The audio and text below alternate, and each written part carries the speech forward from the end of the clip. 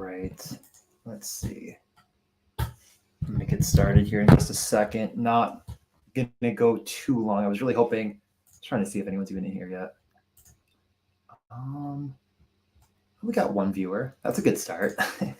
All right. Yeah, I'll just get going. I don't want to be here super long. Like I said, I want to kind of close out of this stuff so I can focus on myself. I'm going to quickly gonna start pulling up some stuff. I'm trying to get my computer to freaking work, but of course that's going very poorly. I'm gonna run through really quickly the Underdog Fantasy DFS contest just because I love doing it. I think some people really appreciate it, especially if you're new to the DFS NHL streets and you're kind of I don't know. I don't want to say you're timid to join some of these monster contests where you're going against like, thousands and thousands of people that are max entering 150 lineups.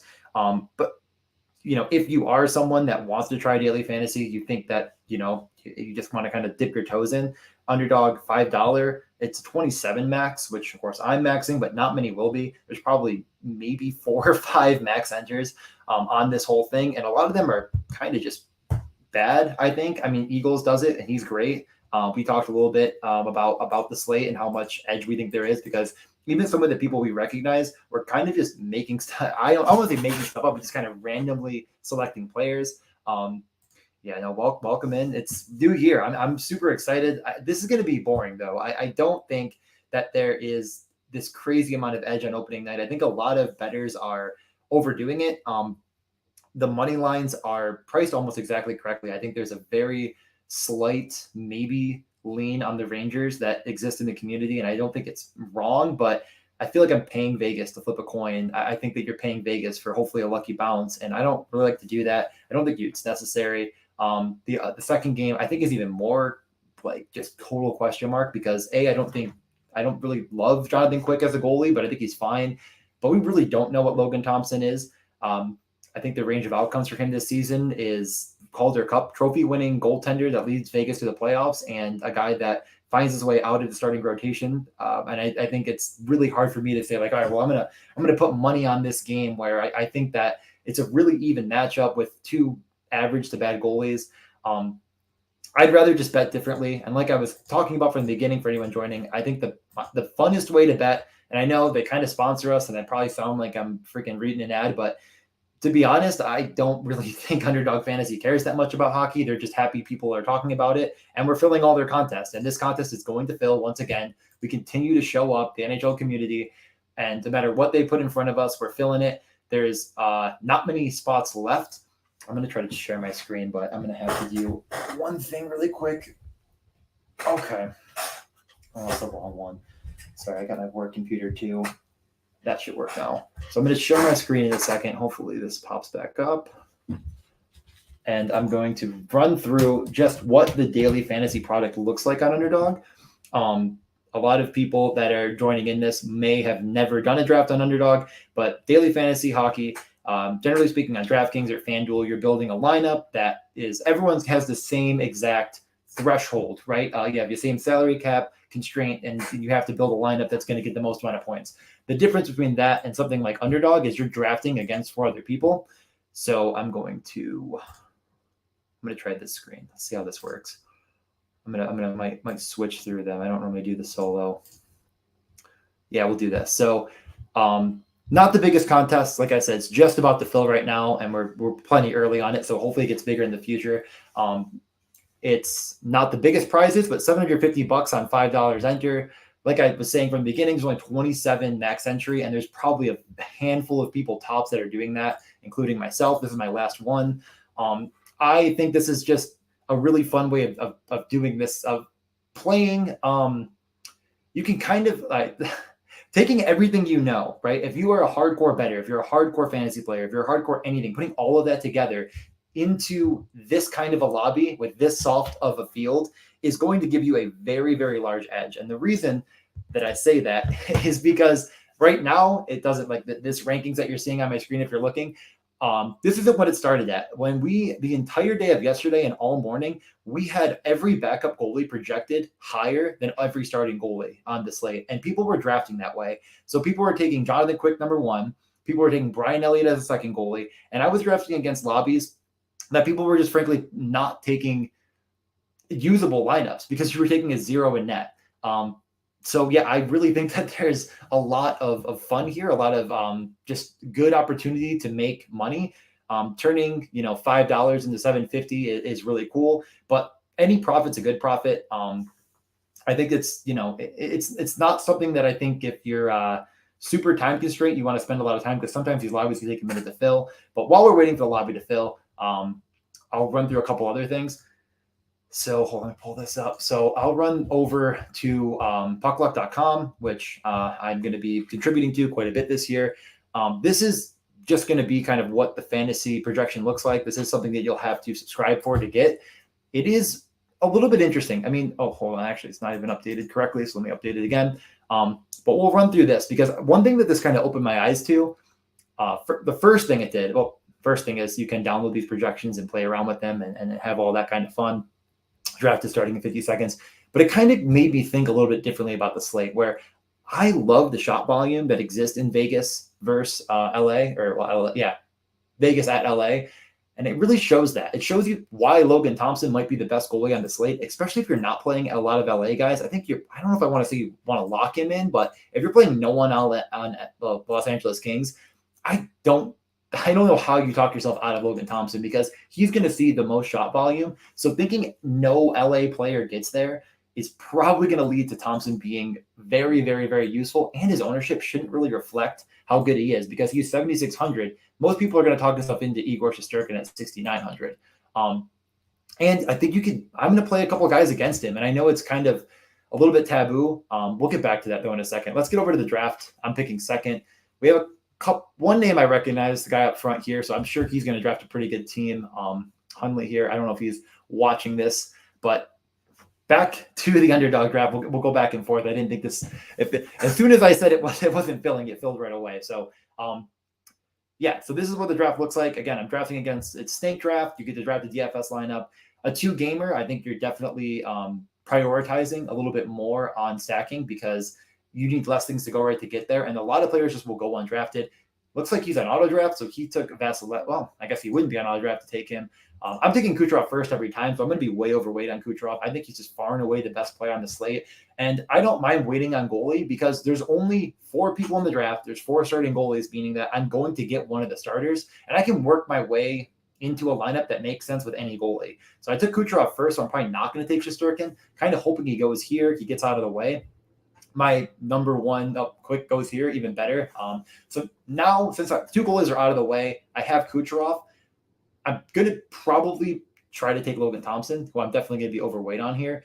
But it's not completely necessary, because there's only 1 center, 2 wings, 1 D, 1 flex, and 1 goalie. So assuming that any player could get there in this sort of context where there's so few players being drafted, the goalie getting there with a player in your lineup is totally justifiable. And I think it'll be more unique. So as of right now, we have a pretty standard lobby. And this is what's so exploitable, is that, like, I don't think a goalie should go in the first round. I think that's kind of, I don't want to say it's completely wrong, but to me, it doesn't make a whole lot of sense to take your goalie first, miss out on a 2-game slate where there's not a lot of great players.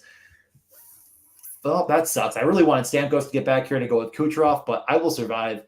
Like I said, I don't mind taking a player against my goalie. So I could just go Shesterkin here, but I already know this guy can't take another goalie because he already took one. You can only take 1 goalie. So I'm not going to take him here. I'm going to go a different way. I'm going to just go with Fiala to get that going, even though now I'm guaranteeing I'm going to play a player against my goalie. I don't think that matters, because if I take the guy that has 5 shots on goal and the goal, that's going to set me way apart anyways. If my goalie still gets the win, I'm fine. So I don't think it's wrong to take your goalie and a player against that same goalie. It's just like, I mean, it might not be, you might need less things to go right in the other context, but to me, it doesn't really matter. I'm going to wait on goalie. I'm just going to let them decide for me. And I'd rather just take the best players. So I am going to go with Braden Point to get the correlation with Nikita Kucherov, mainly because I don't think there's any chance that this guy decides to go with Logan Thompson over Igor Shesterkin, but maybe he will. And even if that's the case, I'll just have a really, really weird, unique lineup. If this guy does take Logan Thompson here, well, I'm going to have 2 guys against my goalie. Not great, but I'll survive. I don't think he's going to do that, though. I'm trying to, again, the main thing about these drafts is you're playing against 4 other people. So remember, think through what they're going to do. Plan for what they're going to do. Attack that way. That's how I try to get my best teams. Since he's taking 2 Rangers here, pretty much guaranteeing he's planning on Igor Shesterkin himself, I'm just going to wait on goalie again. What's the point in taking him now when I can get him with like the last pick and just take Logan Thompson and move on? While all the other guys took goalies early, I grabbed them super late. I think that's going to set my lineup apart. I have a nice correlation here to go with whatever. Now I'm probably going to go with a couple Vegas guys as I've sort of committed to my goalie being Vegas after this guy makes a selection. I'm also going to try to get maybe a small correlation. So a guy like Marchessault would pair better with the Pietrangelo. So that's going to be my plan because they are power play correlated. Oh yeah, Ben, I know your first pick, you went Vasilevsky. I don't like that, Ben. I'm personally, I'm not picking goalies early here because I'd rather just work off of what other people do. But I get it for sure. Like if you miss a Vasilevsky and that's how you want to build, you're not going to get him back after the first round. So I'm going to be way overweight on a guy like Logan Thompson. So like I said, I'm going to go with Marchessault here and just hope that Pietrangelo gets back to me. Although Ben is in here, so if you want Pietrangelo, you better take him now because I'm going to be taking him after you. Kind of doubting it, though. You're building 2 Rangers against Vasilevsky. Bold strategy, but like I said, I don't think it's wrong. So yeah, I'm going to take Pietrangelo. This also sets me up differently with Vegas builds, as most people that go with Vegas are going to have Jack Eichel. So in the scenario where Jack Eichel fails, that means he's playing with 5-on-5 line mates are Kessel and Riley Smith. So them also failing. He's also not power play correlated with Marchessault or Pietrangelo. So assuming that they are the guys you need, now I have them against what would be a normal Logan Thompson Vegas stack. Again, just getting different. And I'm drafting 27 teams, so I don't really mind getting very unique with this type of a situation. Yeah. And like Ben just said, yeah, I mean, that's the thing, trying to balance out your goalies. I actually, Ben, if you were drafting early enough, and I'm not sure if you were drafting yesterday, I was legitimately getting Vasilevsky with the last pick because people were taking Brian Elliott. Like he was projected higher, and a lot of these people that don't know hockey were just taking the higher projected goalies. So I was sitting there at the end of the draft just grabbing Vasilevsky. I got him in the 4th round a couple times.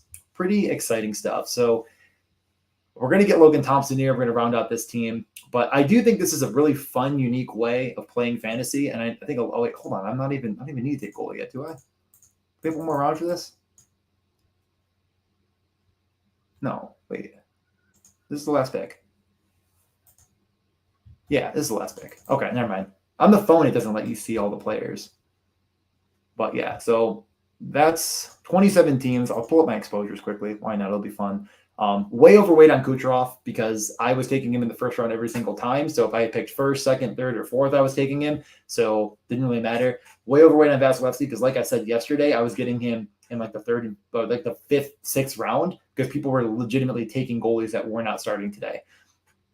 Braden Point ended up just getting with Kucherov more because I like that then they're 5-on-5 correlated, power play correlated. The price doesn't reflect that at all. And then I was taking a lot of LA stacks. Honestly, I was taking a lot of LA Vegas stacks when I didn't get Kucherov for Vasilevsky, or even if I did get Vasilevsky. I like that game more. I think there's a lot more shot volume. I think there's just more upside in a fantasy perspective. So in this small format, that's where I was going. Guys I got underweight on. I mean, I actually didn't mean to take Corey Perry. I literally clicked on Capo Caco in this one. No, was it Capo? Yeah, Capo. I clicked on Capo Caco and submitted it, and some reason I got Corey Perry. It just glitched out. But if Corey Perry scores, I guess it could be all for naught. I got low on Shesterkin too. He just seemed to always go first. I'm also just in general lower on the Rangers against the public. Like we're playing against other people. Also, it's only throwing 21 of my teams, and I have 27. But I'm lower on the Rangers than the public. No, I wouldn't say that. From a betting perspective, I don't mind the Rangers at all. Like I think that they should win. But if you're playing a game against other people where all of the other people think that the Rangers are going to win this game, I'd rather go with the 45% likelihood that Tampa wins. And I'd rather play it that way. And that's how I play daily fantasy it's a game against other people. It's not a game, where like you're playing against a sports book where everyone can win. Like I'm playing daily fantasy, which I'll get back to now. Oh yeah, no, I know. I'm sorry about that, Ben. He just saw it at 20. Yeah, I didn't refresh it at first, but I'm way overweight on Kucherov, Point, Fiala. These are the guys, and then Vasilevsky and net. Because like I said, I'm playing a game against other people where other people like the Rangers, and I try to turn off the side of my brain that's betting when I do daily fantasy, because you'll end up talking yourself into chalkier builds. When you build very chalky, which is super easy to do in a draft like this, you have to be perfect. Whereas if you get a little bit more unique, you don't have to be as optimal. And the best way to put this is, let's say, for example, the Kucherov, Point, Hedman line does really, really well. That's going to be a super, super popular correlated build, which I do have pieces of, and I don't think is wrong at all. Now, what are my other pieces? Because I'm playing against a much higher percentage of the field that all moved up the leaderboard with me, right? So now I have to beat them. So I would get a little bit more unique in those builds, which might be why you see a couple of my builds that have two defensemen, where instead of saying, all right, I already have Hedman with Point and Kucherov, what are people not doing? All right, well, I'm going to take Eichel and Pietrangelo, or Eichel and Theodore, because most people won't take Theodore in that build. They'll take Riley Smith. They'll take Phil Kessel. They'll think I got to take the winger. That'll be my flex because winger flex is better. That isn't inherently correct or wrong. I mean, it could be, but I'd rather go with what I think less people are going to do. Less people that had Hedman were going to now take that last defenseman to be their flex. That's just how our brains operate. And Shea Theodore, I think, has more upside than a guy like Phil Kessel. He has more upside, maybe than Riley Smith, maybe not. But I'm going to get more unique. When I didn't have that sort of Kucherov start, and I already started a little bit more unique, if I started with a Jack Eichel, for example, which wasn't going in the first round, and I was kind of building a super stack in the Vegas LA game, I didn't really need to feel like I needed to get more unique, because I just was sort of Xing out the Tampa Rangers game, hoping that it's 2-1 in scrub score. And in that scenario, most people don't do that, where they just kind of X out a game at that point, but I do. So now I'm saying that all of the goals come from the upper tier guys in one game as compared to the other game. So I would take Vasilevsky in the third round, and then I would just stack up one game. Again, just ways to get unique in these drafts, I think, is important on a 2-game slate. I'm hopefully going to do one of these tomorrow on a bigger slate. Not quite as important. I'm going to get back to Puck Luck, though. Just kind of run through this. If you want to subscribe, definitely. I think we're going to get more useful as we go. We're going to learn more. We're going to keep editing and going through daily fantasy projections, though. As I was talking about before, it likes Logan Thompson a lot, just because it really, really likes the shot volume from the Kings, which I agree with. And that's why I'm pretty high on the Kings in general. I'm not high on his game in general. And I think that if you're going to play Logan Thompson with one at maximum 2 Kings against it, I don't think that's wrong in larger GPPs, which is what we're looking at DraftKings. So I'm going to have, I think, 15 lineups I have going tonight. 15 lineups going tonight. And I'm definitely going to be jamming a lot of the late game. But I don't think that you have to talk yourself into one game being better than the other. What I'm going to be doing is running probably 8 lineups with 5 guys on one team, meaning that I'm going to have 5 Kings, 5 guys on one team. That shouldn't really be that difficult of a concept to comprehend. I don't know why I'm trying to explain it. So just 2 of each, kind of different builds with a little bit of different mix. And then probably going to get a little bit more nuance with the other ones. Most popular builds today are going to be 4 guys on one team, 3 on one team, and then a one-off. Again, you can do that and win, but I would like to get a little bit different. This contest tonight has the main contest. I'm just looking at DraftKings. I mean, I know FanDuel has big stuff too, but if we're looking at just the contest on DraftKings, it is one of the biggest 2-game contests we might get all season. Maybe it is the biggest. It should get up to, I think it should fill. Right now it's teetering on not, but 15,500 entries, meaning that how many combinations even exist in a 2-game slate? There's a lot, but I mean, I don't think you're going to get duped. It's going to be very unlikely. But again, like I said, if you are going to get super chalky, which would mean that you're, especially on DraftKings, if you're playing a Ranger stack with an LA stack, which fits really well, if all of that goes right, I mean, you're going to make money, but getting that first prize means you have to have the perfect one-off. So I would rather say, okay, in the scenario where the Rangers and LA, which again, they're the favorites on the night, they're the favorites on the slate, they're not priced, as you can see by the pricing here, they're not priced out of consideration, and they're projected pretty well.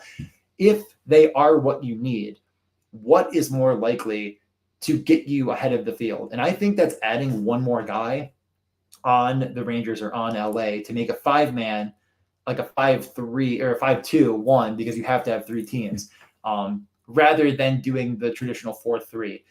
If you play NFL DFS, you might remember that Josh Allen triple stacks were kind of what you needed to take down most of the big money. A lot of people don't like to do that because, again, it's like, well, what are the odds 3 receivers get there? It's like, what are the odds that, the Rangers score 5 goals, or any team scores 5 goals tonight, right?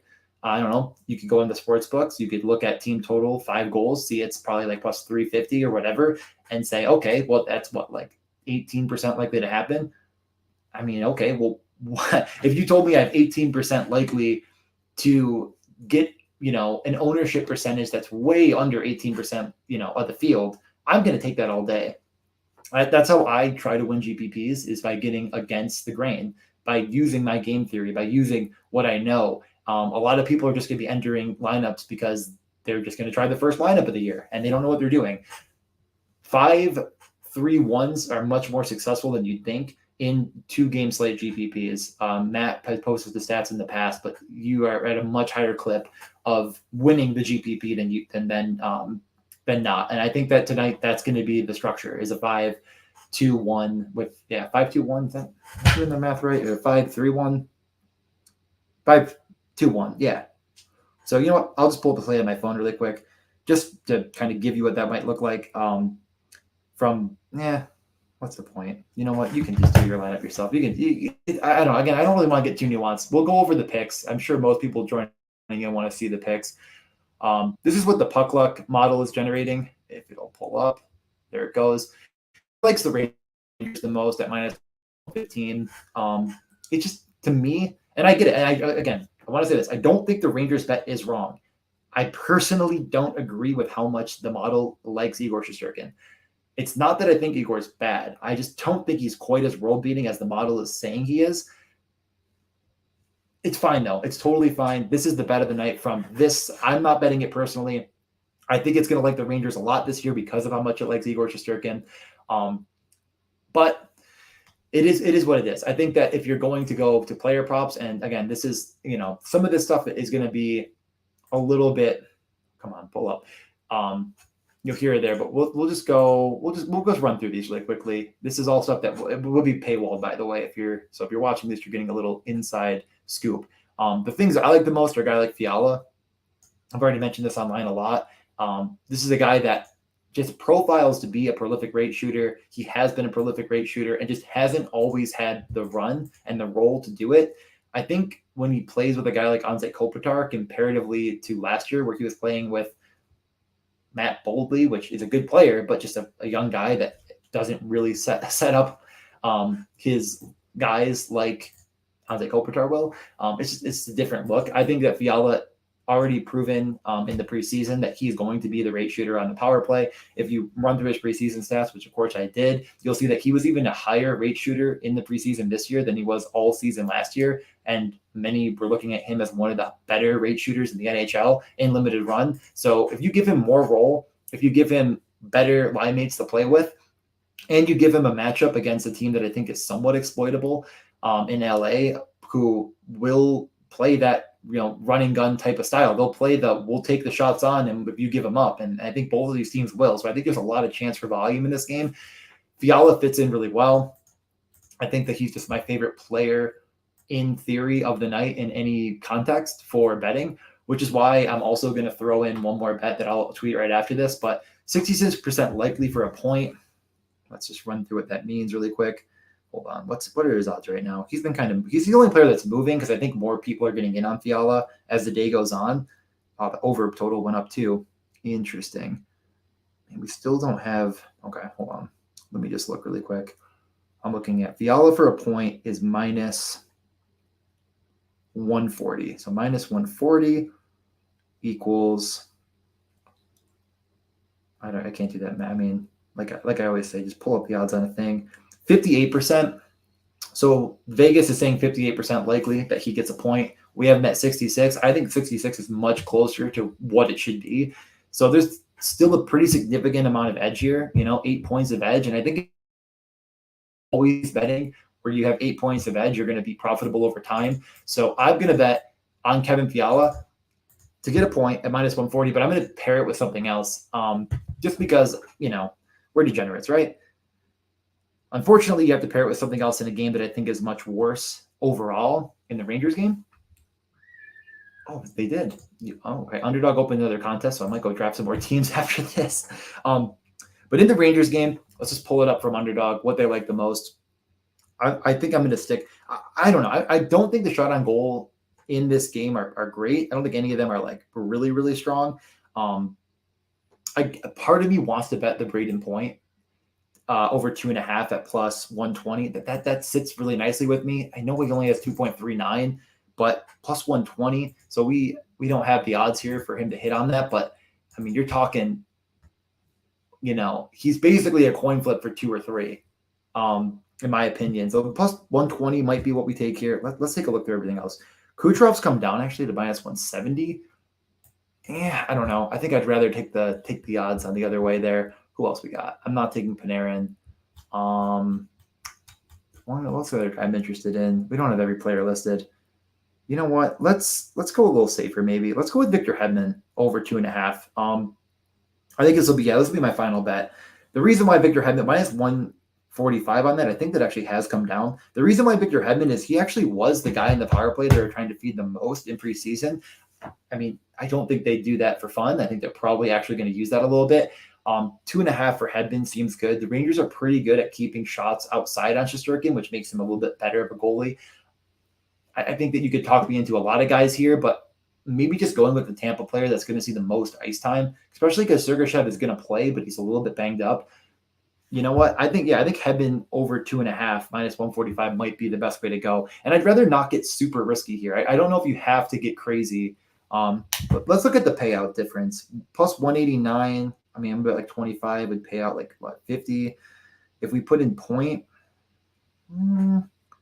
this is tough. You know what? First person to comment, Braden Point over 2.5 plus 120, or Hedman over 2.5 minus 145. What do we think? Ben's the only one commenting in here. So Ben, you could be the guy to get us there if you'd like. I think that this is really an interesting thought experiment because I think Hedman, who's not, we don't have listed, I might ask why. Well, we could probably backdoor our way into it. But I think that this is a really good case of, do you want to take a risk of a guy like a Braden Point? What was the question? No, do you think actually, the question is, I don't know what line I like more. Braden Point for 2.5 shots on goal is plus 120. Hedman for 2.5 is minus 140. Like I think Hedman's floor is safer, but Braden Point top line, top power play. I don't know. I think the plus 120 is just kind of fun to include with a Fiala over on a point. I don't know. I think you could go either way on this. I think you could really talk me into both. You know what? Let's just do Braden Point. You know what? You agree? Let's just go Braden Point plus 120 for the final bet with Kevin Fiala over 0.5 point. Those would be the final bets. Again, not taking any money lines tonight or puck lines or any of that. Like, I just don't think you need to do it. If you're going to do it, the only thing I liked was the 6 over, but that's gone now. I don't even like it that much, really. I think it's just on the nose, and now it's 6.5. No, thank you. Yeah, I'm going to go with Braden Point. I just don't think that they're pricing this correctly with him being with Stamkos and Kucherov, who are good setup guys as well as shooters. I mean, the issue here is sometimes with Tampa, one of the guys ends up taking the majority of the shots. It doesn't feel great, but I'd rather have Point with really good players that also shoot rather than have him with really bad players that aren't going to have a lot of offensive zone time. So I think that'll be the final bet. The final bet, I really wanted to do a parlay with Fiala to have a point tonight because I just think that that's priced incorrectly. As I went over, it's about 8 points of edge, in my opinion. where you're already starting a little bit above the curve with a guy like Fiala, whose point prop, like I said, just don't love. I love it to bet. I don't think they priced it correctly. So I'm going to post that one on Twitter. I think my favorite bet that I placed all day, honestly, might be Pietrangelo over 2.5 at plus 125. The more I looked into it, the more I liked it. I just think that a guy like Pietrangelo is already a great rates guy, right? We already know that. Now he's on, he's going to play an exorbitant amount of minutes. They don't have Nicholas Hague. That's number 2. Number 3 is this team just doesn't have as many rate shooters as it used to. It doesn't have as many guys that want to shoot as much. In the past, that's always meant that they defer to the defensemen, Shea Theodore and Alex Pietrangelo. He's on the second power play unit, but they're going to run 2 units very, if one lands on the ice when they take the penalty, the other unit's going to go out there. They already talked about the fact that either defenseman can go on either unit, so it doesn't really matter. If Shea Theodore draws the penalty and when he's out there, Pietrangelo's is going to go with either unit. So I'm not really worried about it from that perspective either, where I think others are going to talk themselves off of it. Like, oh, he's second power play. It just isn't true. They'll do whatever they want as far as like who goes out there on the point. They both command the first power play.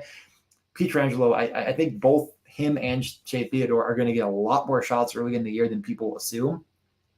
So with all that being said, the last bet I'm going to place, because I wanted to get a little more Fiala, and I wanted to get something with Tampa. And I made the tweet about this. It's like the most exploitable player on Tampa in the betting market right now is Brayden Point, because they're pricing him like the end of last year when he wasn't always playing with Stamkos and Kucherov. He was at times, but not always. And since he wasn't producing at a similar rate to his historic trends when he was playing with Kucherov and Stamkos, they priced him like he's still on that second line. That's why he's significantly underpriced, in my opinion, comparatively to his line mates. Is it more likely that Kucherov gets a point than Brayden Point tonight? Probably. Is it as big of a gap as they have it? No freaking way. Like, the odds of Brayden Point touching the puck for a secondary assist are just as good as Stamkos or Kucherov. The odds of him being the guy that passes it off are probably just as good as any of the others. I just think that he's probably less likely to score than Kucherov or Stamkos, which gives him a minor degrade. But they have it priced as if they're not on the same line, and they just are. So use that to your advantage. So for that reason, I think that his shot on goal prop I'm going to include as well in a parlay, because if that goes right, I think it'll go right very early. It'll go right without much of a concern. And then we can focus on the prop that I think is still very exploitable in the market. They moved Fiala's shot prop line quite a bit, which I got early. Hopefully you did as well. I tweeted about it this morning. Well, what line did they not move as his point prop? We have him projected as the highest guy on DraftKings because he should see 18 to 20 minutes of ice time. Power play 1, he should be the shooter there. And the way that power play is going to operate, at least from, again, what we saw in preseason, is they're going to be using him and Kempe on kind of opposite sides, with Kopitar and Arvidsson circling through to be more net front and pass off from behind the net, meaning that the puck should be going through Fiala or Kempe before being put on net, if that makes sense. Like, if you think about it from any, so it's I don't know, it's going to look like a diamond, okay? A diamond. The 2 points, there was through the 3 points. So we got Fiala, I think from your perspective, and Kempe should be feeding through each other through the behind the net and the top, meaning that they should be touching the puck on that power play for one of the points very frequently. Doesn't mean they're definitely going to get a power play point, but those are the guys I really like to target, are the guys that are funneling, starting the play, and being the guys that should be shooting the puck. I mean, that's their goal, is to get them the shot, which also increases their value on the power play. So all of that is why I think that Fiala or Kempe are fine. But personally, I think Fiala is just the guy they want shooting overall in any respect. So there's a long-winded way of saying that Kevin Fiala is going to be a guy that you want to target early this season, because he's going to be touching the puck quite a bit and shooting the puck a lot. The one thing that LA struggled with last year was finishing ability. They go out and get a really, really good goal finisher in Kevin Fiala. They're going to use him. They paid him the big money to do it. Let's get on it early while it's minus 140. Again, you don't always see a first power play guy playing with Anze Kopitar and Adrian Kempe priced at minus 140. I have it at we have it at 66% likely to hit, and the books have it at 58. We'll take that edge. Any questions in the chat? Let me check Twitter too. I doubt anything tweeted at me, but anything before we go? Probably not, I assume. Okay, I'm gonna give like 10 seconds. I should probably get out of here, get back to my actual job really quickly, and then get to the DFS slate. Last notes. I gave you all the bets. They're all gonna be on Twitter.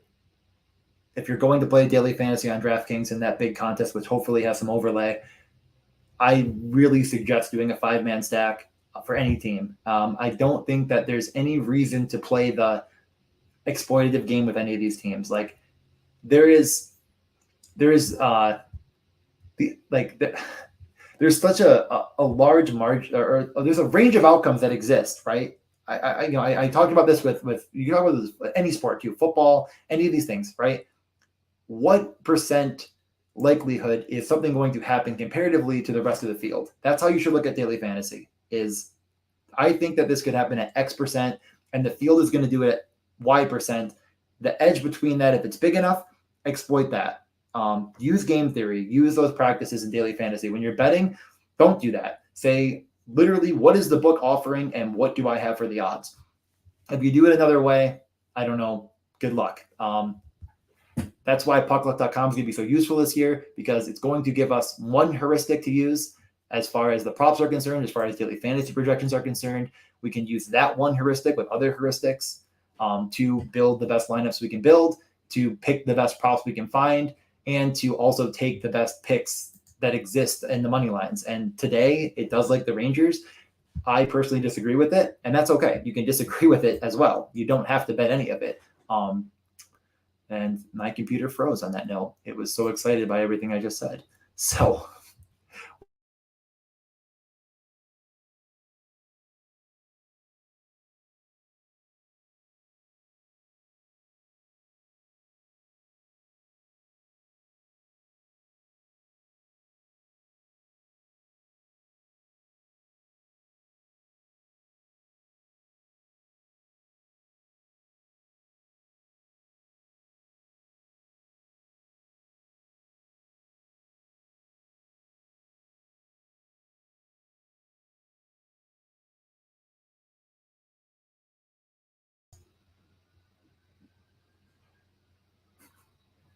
everything shut down, but I'm back, I think. Okay. I don't know. This is still going. I guess everything shut down on me when it froze. Hopefully everything went through. Just good luck tonight. DM me if you have any questions. And yeah, best bets are basically all Fiala and Braden Point driven, because I think they have the largest edge.